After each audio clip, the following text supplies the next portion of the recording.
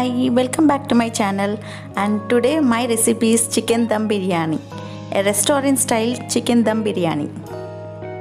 So మనం ఇప్పుడు అస్సలు టైం వేస్ట్ చేయకుండా దానికి కావాల్సిన ఇంగ్రీడియంట్స్ ఏంటో చూసేద్దాం. నేను 400 grams చికెన్ తీసుకున్నానండి. 2 teaspoons red chilli powder, 1 teaspoon ginger garlic paste,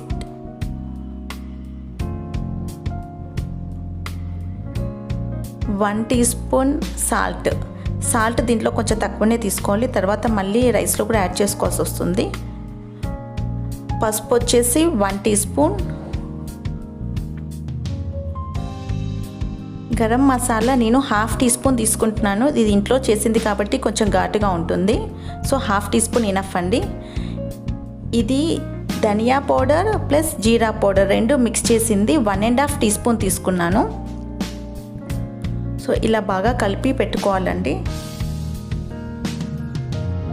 మనం తీసుకునే స్పైసెస్ అంతా ఈ చికెన్ పీసెస్కి బాగా అంటేటట్టు కలుపుకోవాలి.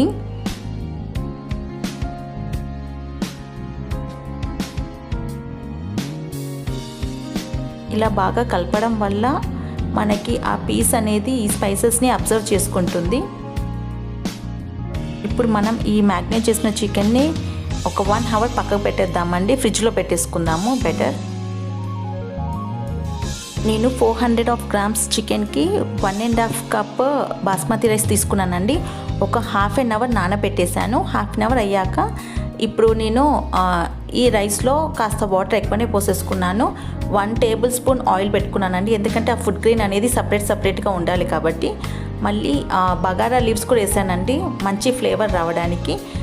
అండ్ సాల్ట్ కూడా యాడ్ చేశాను. సాల్ట్ వచ్చేసి నేను 1 teaspoon ఫుల్ యాడ్ చేశాను. సో రైస్కి కూడా కొంచెం సాల్టిష్నెస్ పట్టాలి. స్టవ్ లో ఫ్లేమ్లో పెట్టుకుంటున్నానండి. నేను రైస్ని 70% వరకు కుక్ చేస్తున్నాను. సో నాకెంత పట్టిందంటే 15 minutes to 20 minutes వరకు అయ్యింది, 70% వరకు రైస్. మనము 1 hour బ్యాక్ పక్క పెట్టుకున్న చికెన్ని తీసుకున్నాము. ఇందులో 1.5 tablespoon ఆయిల్ని యాడ్ చేస్తున్నాను.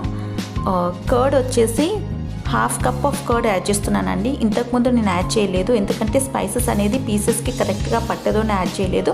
సో ఇప్పుడు కర్డ్ యాడ్ చేసుకుంటున్నాను. మసాలాలన్నీ నేను పొడి చేసి అప్పుడు కర్రీస్లో కలిపేసాను కదండి.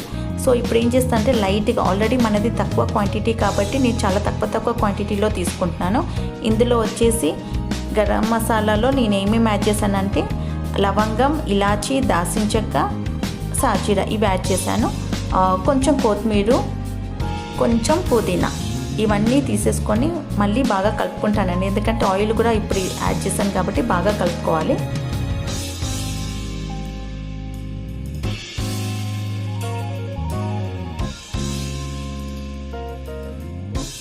ఎప్పుడైనా మనము మిక్సింగ్ కరెక్ట్గా చేయాలండి.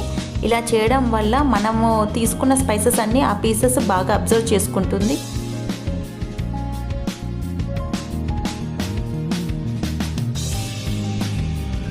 ఇప్పుడు మ్యాగ్నేట్ చేసిన చికెన్ని మనం రైస్ బౌల్లోకి తీసేసుకుందాము.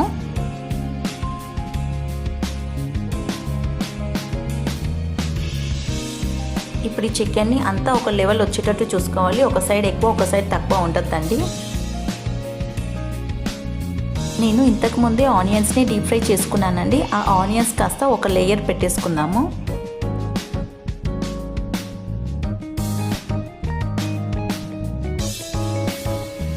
నెక్స్ట్ ఇప్పుడు మనం రైస్ పెట్టుకోవాలి. మనము 70% వరకు రైస్ని బాయిల్ చేసుకున్నామండి. ఆ రైస్ని వాటర్ రానివ్వకుండా ఈ చికెన్ మీద లేయర్ లాగా పెట్టేసేయాలి, కానీ ప్రెస్ చేయకూడదండి.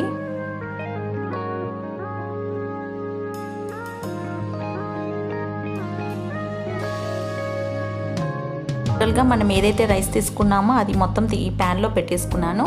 ఇప్పుడు మనము ఆల్రెడీ పక్కకు పెట్టేసుకున్న ఫ్రైడ్ ఆనియన్స్, కొత్తిమీర, పుదీనా ఇవి కూడా దీని మీద పెట్టేసుకుందామండి, రైస్ మీద ఒక లేయర్.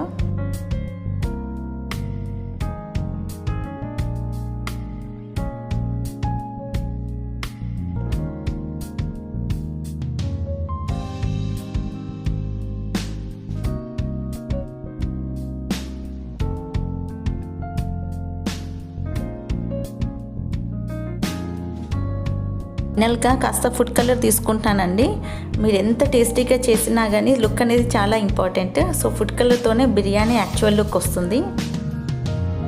సో మనం ఇప్పుడు ఎయిర్ అనేది బయటికి పోకుండా మైదాతో నేను ఇలా ప్యాన్ని మొత్తం కవర్ చేసుకున్నాను.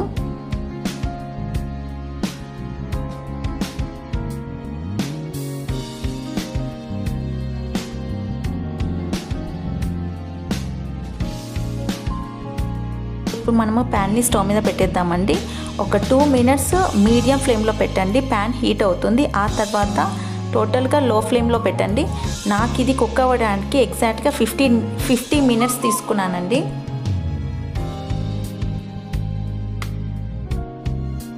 ఒక 50 మినిట్స్ తర్వాత నేను లీడ్ ఓపెన్ చేసి చూశానండి. చూసేసరికి రైస్ టోటల్గా బాయిల్డ్ అయిపోయింది. సో చికెన్ కూడా టోటల్గా బాయిల్డ్ అయిపోయింది. నేనేం చేశాను, మళ్ళీ దాన్ని క్లోజ్ చేసి ఒక 10 మినిట్స్ అలానే మగ్గనిచ్చేసాను. మర్చిపోకుండా స్టవ్ ఆఫ్ చేసి మగ్గనివ్వాలండి 10 మినిట్స్.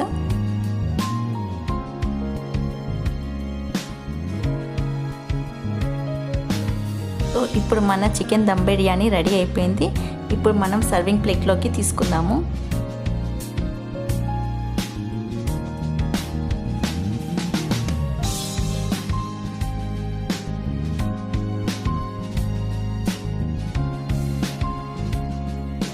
సో ఫైనల్లీ మన చికెన్ దమ్ బిర్యానీ రెడీ అయిపోయింది.